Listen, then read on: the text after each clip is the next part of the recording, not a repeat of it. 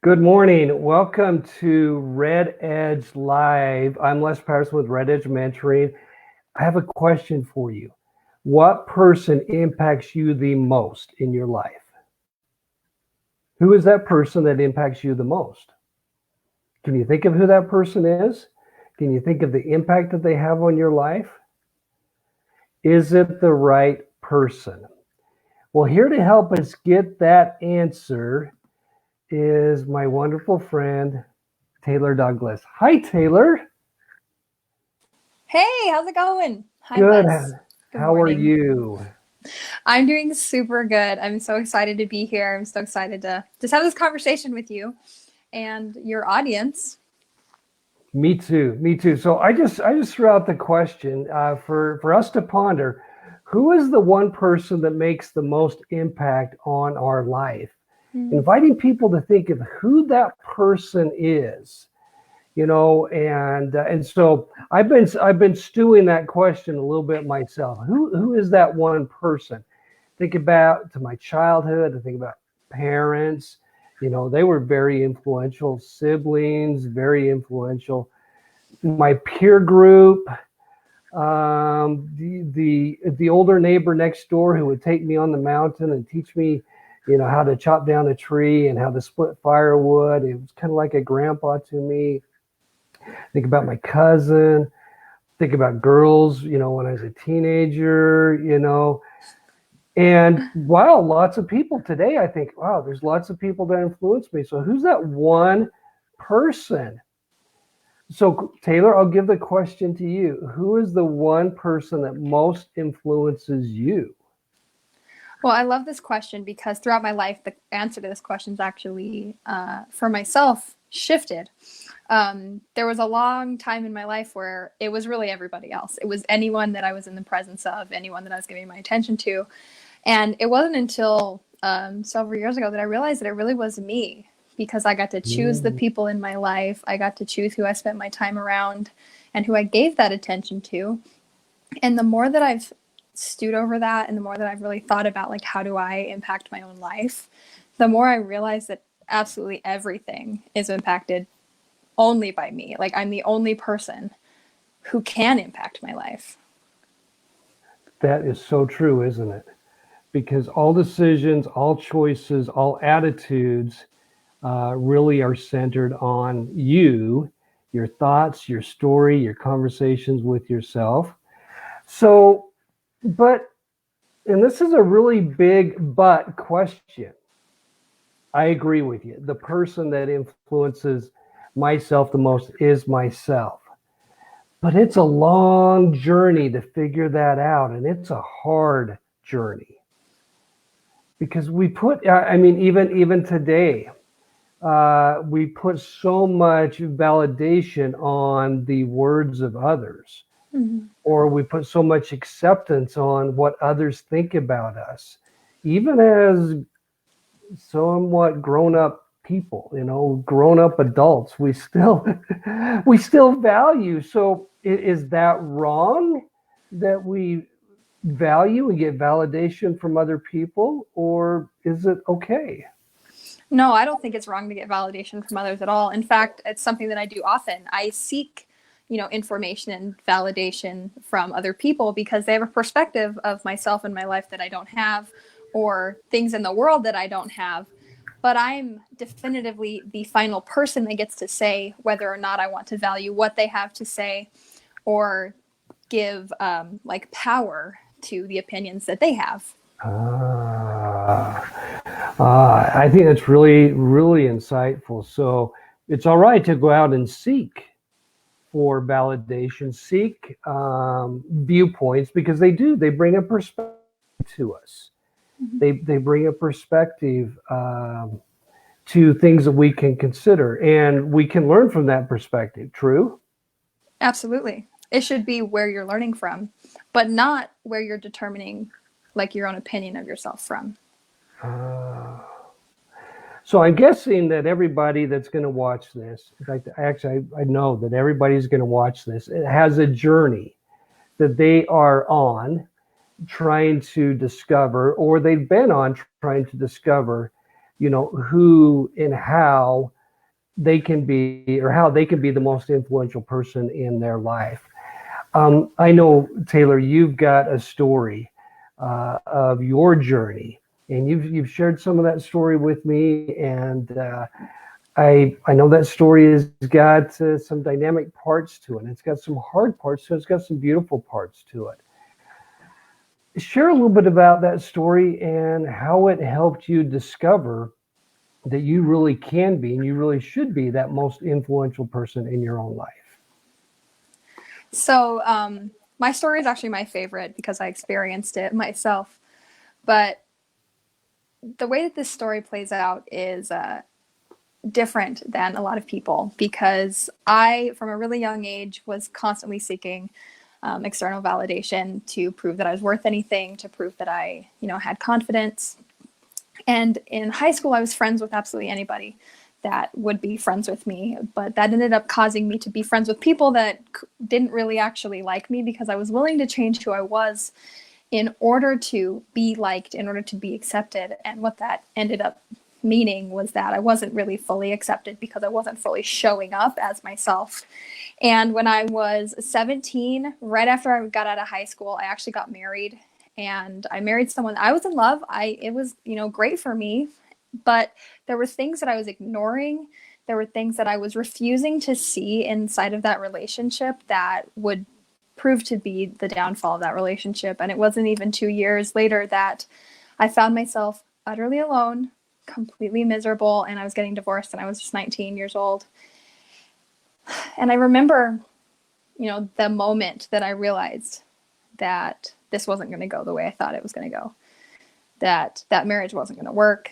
And I remember feeling so broken because I'd put so much of myself into that marriage, and I had put all of my personal worth and my personal confidence into how that was going, and it wasn't going anywhere. And I remember the day that I left that relationship. I was driving from Florida all the way back to where I'm from in New Mexico. And I just remember being like, this is temporary. It's okay. We'll fix everything. And several months later, nothing had gone anywhere. Nothing was getting any better. In fact, my ex-husband had completely cut me off, refused to communicate with me at all. And it was not going well for me. And I remember reading this book, actually this book right here, that's right behind me. I read in that book, and it said that when you believe it, you will see it.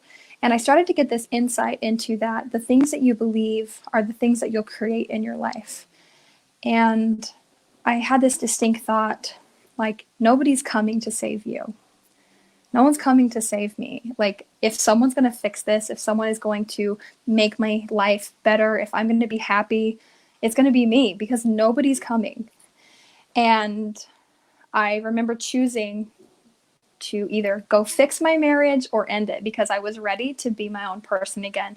And so I moved out to Florida all by myself. I packed everything that I could in a car, which was not very much. And I moved to Florida by myself, found roommates on Craigslist, and moved in with them. And there were many nights that I sat and I cried alone in that room because I'd never been alone before. I had never allowed myself to really know who I was. And I had just become anyone that someone would like. And I really did feel like my heart had been broken into a million pieces. And it was just a month later that I discovered something and discovered the secret to really me rediscovering my own happiness.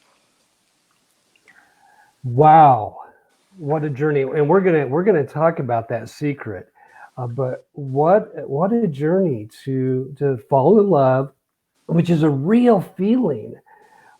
Sometimes we can maybe diminish, especially if it's young or if it's maybe not traditional. We can diminish how powerful that feeling that someone's experiencing when they are in love, and then to go through such a heartbreak process and reality uh, that can hit really, really hard. But not just a marriage that didn't work. You were discovering that, well, And now I'm going to ask a question. In that discovery, did you at times feel that you didn't work, that Oh yeah, you were the absolutely. broken one? Yeah. Yeah, those are hard feelings, aren't they? Hmm. Yeah. There's a time period in my life when I knew without fail, Taylor, that I was broken, that I was beyond hope, that I could never be the person that I thought I should be, or the person that I knew I wanted to be, because I could never change, I could never fix, I could never, and so I just learned to live with, a regretted acceptance. This is just who I'll always be. Hmm. And that's a hard reality. That's a hard reality to accept. But some ways well, for me, it actually started to make life a little bit easier. I didn't have to work so hard. I didn't have to fight so hard. But instead of climbing up, I just realized I was spiraling down and down and down and down. And the story I was creating was not a very good story. So, how did you make that shift? How did you figure out the secret and to get where you are today? I mean, Taylor, you're a beautiful person, but you are a confidently beautiful person.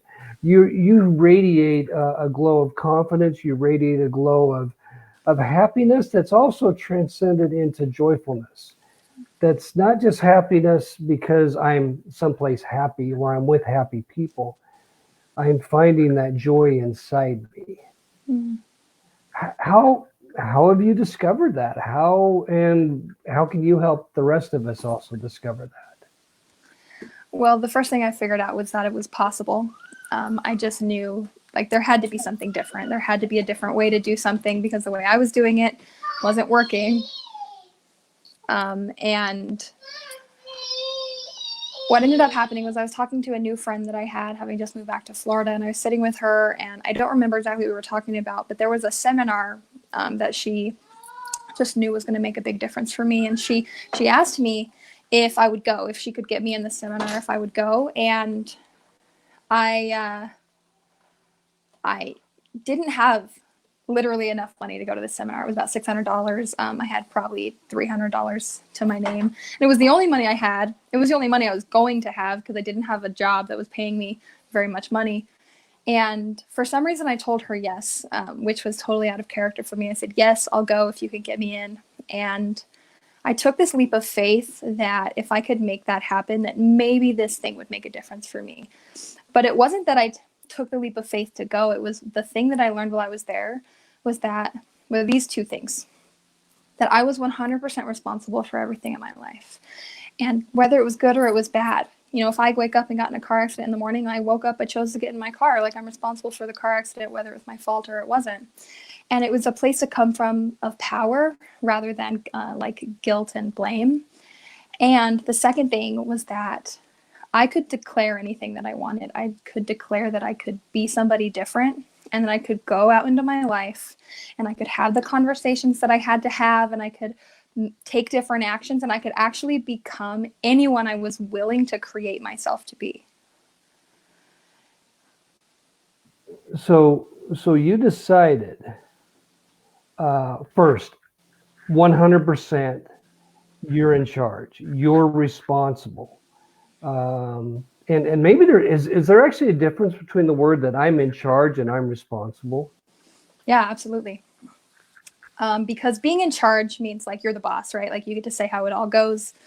But even a team member, like if we take this to business, like there's somebody who's in charge, right? They make the final decisions and they get to kind of lead Right. what's going on. But everybody on that team is still 100% responsible for the outcomes of what happens. Ah. So you chose to be 100% responsible for your own life. And two, you chose, you believed, you learned, you discovered that you could manifest, that you could create whatever that is that you wanted to. Yes, and specifically with like who I was as a person. You know, a lot of people when they think about manifesting, they think about, you know, getting a house or getting a car or making money. But if you can't become somebody new, you'll never be able to manifest those things in the first place. Because unless somebody comes and gives you something, if you can't become the person who can actually have the thing, you'll never get it. And for me, I wanted happiness. Who did I have to be in order to have happiness? You know, who I was being wasn't going to work. Like, it was already proven. The things I had in my life were proving that the person I was going to get the results that I already had. So I like that because I agree with you, and I've been to a lot of trainings and participated in and have taught the power of manifesting and vision boards, and we put the house and we put the car and we put the money up there and the happy family. But that manifesting does have to start inside first before any of that the stuff. And not that there's anything wrong with stuff, but we've got to start in here. So when you were at that point, Taylor, what were some of the things about yourself that you wanted to manifest? Well, you know, I had a list of things I didn't like. And I literally have this list. It was a list I actually created. It had probably 20 or 30 things that I wasn't happy about myself. And I made a little list of all the things that I did like. And so what I did was I made another list, all the things that I wanted to be. And I wanted to be joyful. I wanted to be confident. I wanted to be courageous and bold. I wanted to be able to love people freely without the attachment of their, you know, love coming back to me. Mm. And I wanted to be someone who could be powerful, like in every area of my life, because when it all fell apart, right? Like when I had no money and I had nothing, like all I was left with was me and my relationships. And those weren't going well. And so my ultimate goal really was to have incredible connecting relationships where I could love myself, where I could love others, and that I was surrounded with people that would still be there when everything else fell apart. And if you think about it right now, think about this pandemic, right? We're not able to go out and be with people. We're not able to do the things that we do to kind of cope with life as much. Mm-hmm. And who are you left with? You're left with you, and you're left with your relationships. And I think a lot of people are realizing, and a lot of people I've spoken to recently are realizing they haven't put as much work into themselves and their relationships that they wanted to, and they don't have the results that they want inside of those experiences. Yeah, this big external factor, this pandemic, it's impacted really, it's impacted the entire world. It's impacted every person, every family, almost every business, one way or the other in the entire world. We have this big external factor, and it's creating some really big wake up calls for a lot of us in our business or in our personal relationships, in our family, in our professional relationships. Um, why is it, Taylor, when big things like this happen? And now you're not old enough, but I am old enough to remember when 9/11 happened and the America was attacked, and that changed the world. I mean, it changed my family. I ended up going to combat because of that, what happened that day. And I had friends that lost family members in those attacks. I mean, yes, I was impacted by that. 2008, we had a recession, and you are old enough to remember that one. And now we have this a pandemic, and we may be in or on the verge of a worldwide recession, financial recession. Why do those kind of things magnify in a not good way sometimes the littlest problems in our life and the little things that we haven't figured out yet? Why do you think that happens? Well, I think we numb ourselves to what we experience every single day. You know, there's a lot of things we're willing to put up with, emotions we're willing to put up with, relationships, you know, financial things. And we're willing to put up with a lot. And as human beings, we have this incredible, powerful ability to adapt and just change ourselves to our circumstances. But when something really big comes along, you know, like for me, it was a divorce, you know, and then this pandemic. And then in 2008, when my dad ended up retiring because, you know, he couldn't work at the mines anymore, you know, like when these things happen, it shakes up something we can no longer adapt to. Um, it shakes us up to realize that, you know, like we've been numb to everything that we've been experiencing. And it's almost like pulling off a Band-Aid. You know, you can see what's underneath. Is it a healed wound, or is it something that's, you know, gaping and, you know, needs your attention? So some of those things that are gaping and need our attention are often our personal relationships. Mm-hmm. You know, inside our family, the close relationships we have with other people, be they be friends, coworkers. Definitely, we're seeing a lot of businesses that are drastically struggling because they were already living, so to speak, a paycheck to a paycheck as a business. Uh, Mm-hmm. they hadn't prepared for a rainy day, or maybe they weren't in a position to prepare for the rainy day. So if that's the reality we're waking up to right now, Taylor, if we're waking up to over these last few weeks that okay, my personal relationships are not as good with a spouse, a partner, a child, a parent. Mm-hmm. What can we do to maybe recognize and how we can improve our own self through this process and enhance and create stronger relationships with others? Well, the number one thing I would say is anything, you know, that's not growing, you have to water.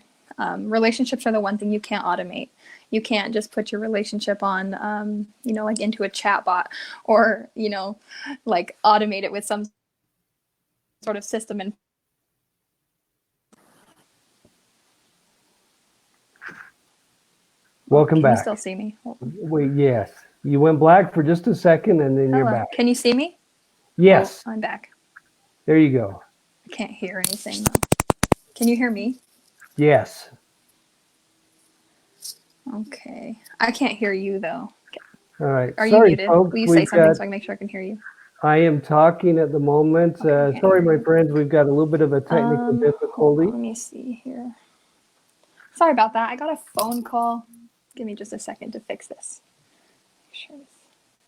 While I fix it, oh dear.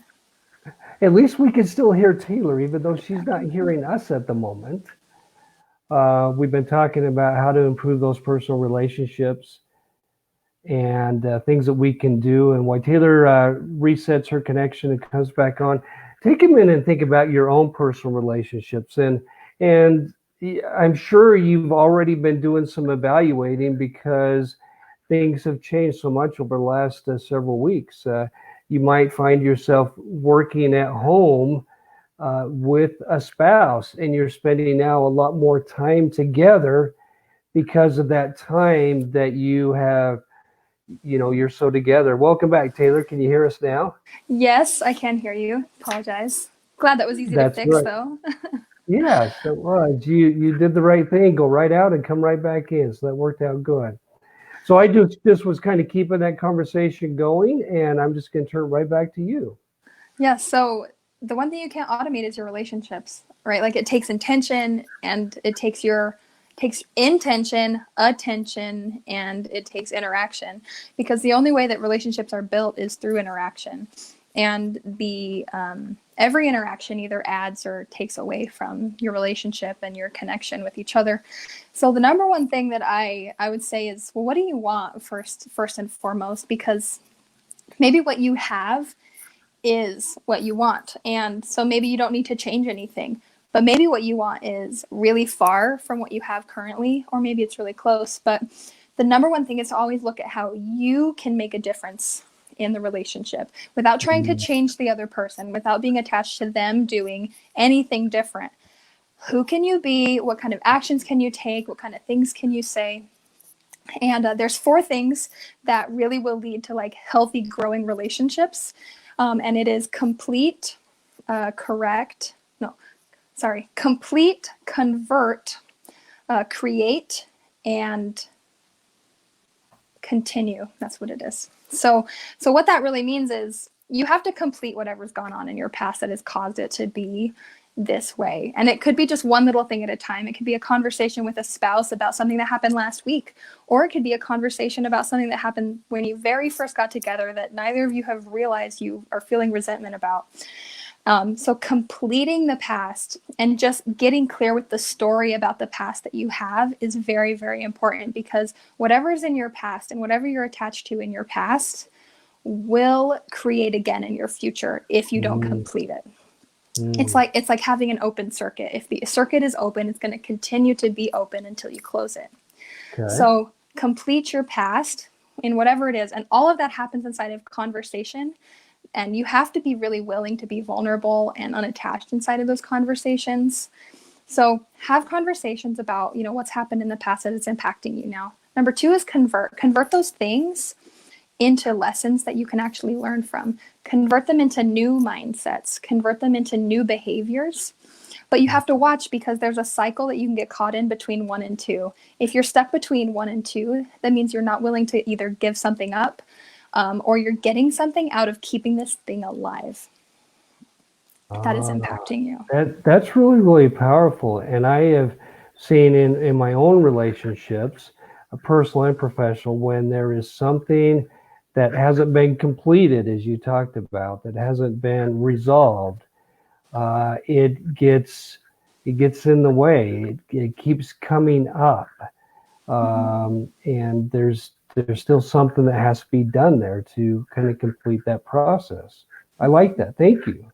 Yeah, absolutely. So once you can get through 1 and 2 and complete and convert something, and you're willing to give up whatever you're getting out of it or whatever you're holding on to, you can actually start to create something new. Now, this is one of the most important pieces, because once you've done 1 and 2, if you don't create something new to fill the void, whatever was in 1 is going to just fill it back up, or whatever's available. Because like a vacuum, if you take something out, you must fill the space. So this is where I said I was going to be bold and courageous in my life. That was what I wanted to fill the space of who I had been and being, manipulative and anxious and angry and depressed. I wanted to be bold and courageous. I didn't want to be those things anymore. And so you create something new, and that can be thought processes, and it can be things that you can do. It can be things like a way of being for you. And then what you do is you focus harder on that than the thing you took out. If you continue to focus on the thing you want to put in, that's what is going to come in. But if you focus on what you took out and what was already there, you're just going to put it back in the place that it was already in. Wow. So creation is crucial here. Creation is an intentional act. It is like if we're going to create a piece of art, for instance, or we're going to write a story, we actually have to do something about that. So in this relationship process, we have to do acts of creation. Mm-hmm. Wow. Yeah. And this process is really like in warfare, I call it the trenches. Like, that's the terminology I use, because you're out there, you're doing the work. Like, this is going to war against what has been in order to get what you actually really want. And you have to think of it that way, because if you're really complacent about it, this doesn't work. Complacency and inconsistency around this doesn't work when you're trying to create something new. You have to be going to war and be unwilling to let what was there continue to be there. Wow. And that's where number 4 comes in, right? Is continuing to use this process to get what you want in your relationships, with yourself and in your life. Okay. So we hear the phrase, a continuing. It's something that keeps going. Mm-hmm. I was doing a little studying actually this morning, and I was studying a little bit about. I was in the scriptures, and I was studying about the concept of the change of heart, Mm-hmm. and how a change of heart, sometimes it can happen. For some people, can happen in an instance. Mm-hmm. We see stories in scripture where people had their hearts changed, just like that. They saw an angel, they changed, kind of thing. Yeah.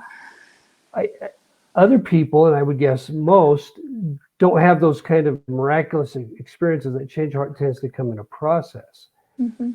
But the thing that caught my attention, and it fits with this word continue, is that I've got to continue working on that change of heart. I Mm-hmm. can't take it for granted that I've had a change of heart experience or a change of heart. Maybe I feel I've reached a milestone or I've accomplished something. Well, that change of heart could go away really easily if I don't continue in the creation process, if I don't continue in the conversion process, if I don't Yeah. continue even in the completing process of processing things, that haven't been resolved. Mm-hmm. Am I looking at that in a good way? Yeah, absolutely. That's very true. You can like if you can complete something and convert it and just go right back to the same story. It's easy. It's easy. That's like the easy path, but you experience more emotional difficulty and turmoil if you take that path. But if you're willing to take the slightly harder path where you do a little bit more work, where you continue to have conversations, where you find something to hold you accountable that's outside of yourself, whether it's a person or it's God or it's whatever you need, if you're willing to take that slightly harder path right now, it creates great ease and enjoyment later. Wow. And and that was what I experienced. I don't often talk about all of the things that I did, but I had conversations with literally every person in my life. Every person I could possibly think of, everyone that I had a negative relationship with, the people I had good relationships with, and I created something new with everyone I could possibly think of because I was unwilling to be the person I'd been, and I wanted everybody else to know what I was creating in my life, and that creates power. When you Wow. create something and bring it into the universe inside of a conversation and you tell someone else what you're creating for yourself and your life, it brings that new future into existence and gives you something to really live into. So we often think, Taylor, sometimes we need to have conversations with people because there are things to complete. Mm-hmm. There may need to be some forgiveness extended or forgiveness asked for. But you're taking this to maybe a higher level or at least a different level Mm-hmm. of having conversations about the process that you are going through, the creation process, the conversion process, the continuing process of your own life, and like soliciting, be it their support, or is it sometimes just being you just extending yourself, even if you're not asking or even if you don't receive their support? I mean, I think that it depends on your relationship, but what I did was I wasn't really asking people for like their acceptance of what I was created. Like I didn't want their validation of what I was creating. I just wanted them to know what I was up to. And I wouldn't call someone that I knew wasn't going to be supportive. Like there are people in your life that you are certain are not going to, treat you well around it. You don't want to have those people hold you accountable. You don't want to have those people inside of that. You can tell them, what their part is. You can say, hey, I'm creating something new for myself. I'm going to do this. And, here are my new boundaries with our relationship. Like, I'm not willing to have this. I'm willing to do this, and those can be really difficult conversations to have. And it does take willingness and vulnerability. But they're powerful and things can change rapidly depending on the relationship, or things can change over time. And it does depend on if you're changing yourself in that conversation or you're trying to change something in your relationship. If you focus on yourself first, though, your relationships will have to change and adapt to the new person you are, or they'll have to go away. So is it all right for those relationships to go away then? I think that every relationship plays a part in our life, and it's up to you to choose, right? If you become a high level, like loving and encouraging kind of person, there might be people in your life that they can't put up with it, right? They're not someone that can have that in their life, and they may choose to leave you in the relationship. You might have to choose to leave them, or at least just see them or talk to them a lot less. Ah, But I think it's important that you protect yourself and like your inner circle, you and your like immediate family, because that's what you're going to have. throughout your life. You're the only person who's going to consistently be there your entire life. You know, everyone else could go away. Like there's nothing to do about that. Mm. I teach a concept I call the power of three, and it's got three core elements to it.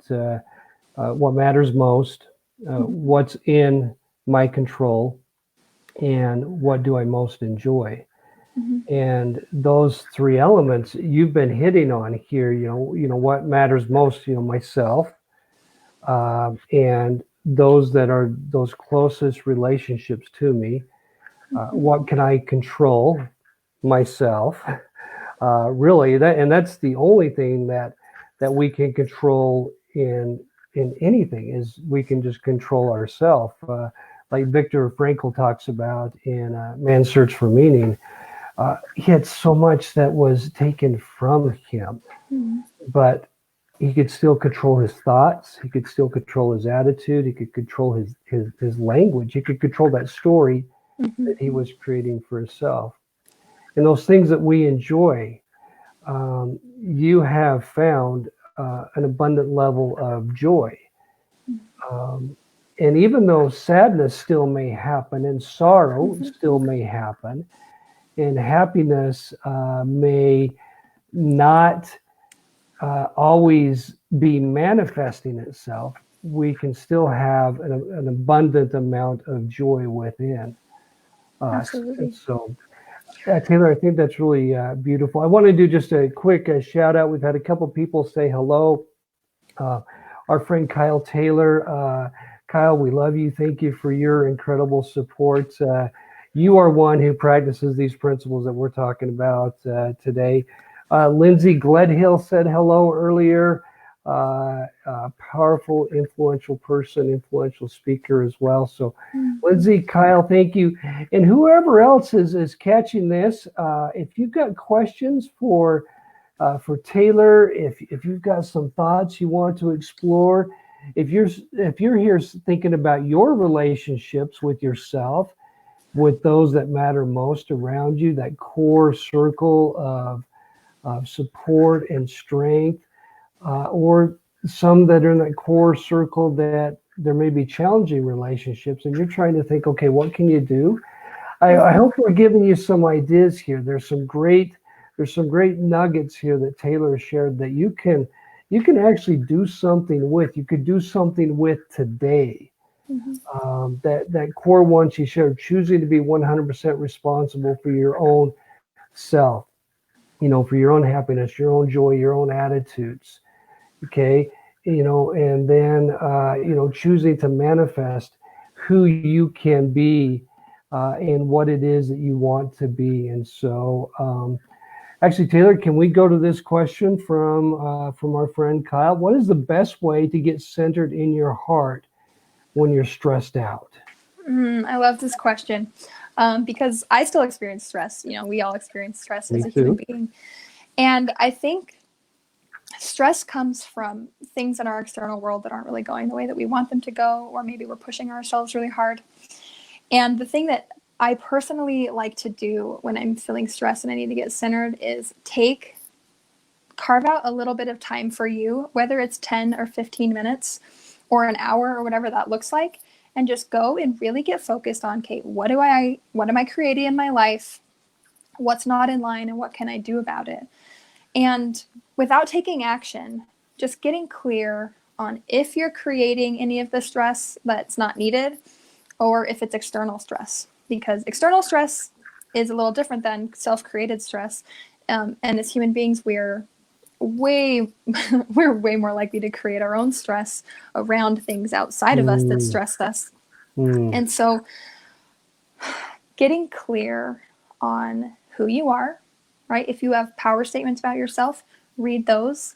If you know that there are specific things in your life that fuel like your love and your heart, do those things, meditate, pray, and just be consistent and constantly seeking what your heart wants and whether or not you can do something about the stress that you're experiencing right now.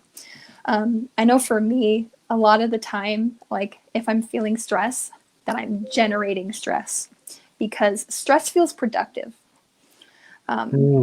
because it has you feel like something needs to happen, like you need to do something. And a lot of the time it's just like being able to just be in the moment, getting clear what's actually really happening right now, and not what you're saying about it, like not your story about it, like what's really happening right now. What am I feeling in my heart? Like, am I feeling emotions I'm ignoring? There's a lot of things, but deep self-reflection and awareness is the first thing to do. And then, depending on what the stress is coming from, do something about the thing that's stressing you out. Or maybe don't do anything. Maybe it is the doing that's making you stressed. But it's definitely different for each individual. But definitely just getting really aware. Sometimes just letting something go, rather than focusing on trying to fix it. Okay. Well, fixing something is just taking whatever's there and like making it different. Like put something new in. Like maybe you don't want a different version of what's already there. You want something new. Okay. So this goes back to some of the things you said right at the very first, is intentionally choosing to be 100% responsible for yourself. So, and being responsible doesn't mean going and doing things, right? Like not necessarily. It just means that whatever choices you've made have led to this, and external things happen, but how you're feeling and how you're dealing with it is totally up to you. Okay. So that means we could even potentially change how we deal with it. If we recognize that maybe we haven't been dealing with things that cause us stress in the most healthy way, well, we could change and do it a little more healthier. We could be a little more responsible than we've been in the past. We could. That's one of the great power. And again, that this concept of manifesting has to be followed by action. And your concept of creating, creation is an action. We can dream it, we can think it, we can imagine it, but until we actually start creating it, nothing's ever going to happen. Well, Taylor, you've had the opportunity to speak to groups, to do trainings. Tell us a little bit about how you've used your story to now impact other people, and in the process, you've been building a career for yourself. Well, my story, like I heard, you guys all heard the divorce and everything part, but it really started in business. Like the reason I knew that I could actually go do something was because I had joined like a direct sales company, and they talked about personal development. And I used that information in my personal life, but I've used it in my business life. And I use my story to let people know, like, if I did it from the place I was at, like if I was able to go into my life and really shift and change my relationships, you definitely can too. So I've spoken at some youth camps. I went to a troubled youth center last December, and I spoke to a group of young girls and their parents, teen girls and their parents. And I've spoken on business conference stages. I've spoken at retreats. And the one thing that is very similar between all those people, no matter what the environment is that we all are human beings. And the thing to take away from my story is that you can heal yourself from your stories. Instead of becoming hardened in your heart because of what's happened to you, like who you get to become, whether it's with your family or in business, who you get to become is not determined by what you've experienced, but rather what you're willing to do with what you've experienced. And that's my consistent message, is that you can become anything if you're willing to do something with what you've experienced. Let it heal you. Let it help you find compassion for what other people are dealing with, because we all have something we're suffering with, and the people that have hurt you, or maybe people that you don't understand, they have something they're suffering with that they haven't dealt with, or that someone has done to them that they haven't taken responsibility for and dealt with. And it's in those interactions that you can actually just connect with human beings in this life. If someone wasn't willing to get vulnerable and real with me when I was, experiencing what I was experiencing, I don't think I could have come this far. Like, Wow. I think I would have really struggled, and I think it would have taken me a really long time instead of being able to do it. When I say quickly, it was about 2 years when I really felt solid in who I was, but to do it more quickly than, struggling throughout my life with it. And so I've been speaking, and I actually just developed a course where we're really going through this 4-step process in each of the circles of realms of influence in your life, with yourself, with your family and your friends, your business relationships, and then going out and taking it into your communities and then contributing to the world. And, that's how I've chosen to contribute to the world, is to help people really find extreme emotional and relationship wealth. Because when everything else is gone, that's all you have. Wow. Wow. That's absolutely beautiful, Taylor. Thank you. Thank you very much. If those that are listening to us, if they'd like to pay a little more attention to you, if they'd like to reach out to you, what's the best way they can find you or follow you? The easiest way to find me and follow me is just find me on Facebook, Taylor Douglas. I have a business page and a personal page. Follow the business page. You can add me on my personal page. If you send me a direct message, or if you comment in this video, we can connect, because that's the way I prefer. I'd prefer to connect with you rather than, just have you blindly follow me. And Yeah. yeah. Yeah. And my friends, do it. If the things we've talked about today have connected with you, follow Taylor. Pay attention to the things that she's talking about. Reach out and have a conversation with her. And with that, I'm gonna bring one last comment in as kind of a summary. My friend Mitch, that woman has it very cool. Isn't that incredible to be able to say, yep, we've got it. Thanks, Mitch. Mitch, very, very much. My friends, as well, first of all, Taylor, thank you for wrapping up. Everything you've talked about today has been this powerful validation for me as I teach the principle to myself, and I teach it to those that I have the blessing of being an influence in their life. And it's the power of the story that we create. It's the power of those conversations that we have inside our heart, inside our head, because that story that we most consistently create, well, that's the story that's going to most consistently come true. And so, my friends, be very intentional. Do everything that Taylor's talked about here today and create a beautiful and a powerful and a wonderful story.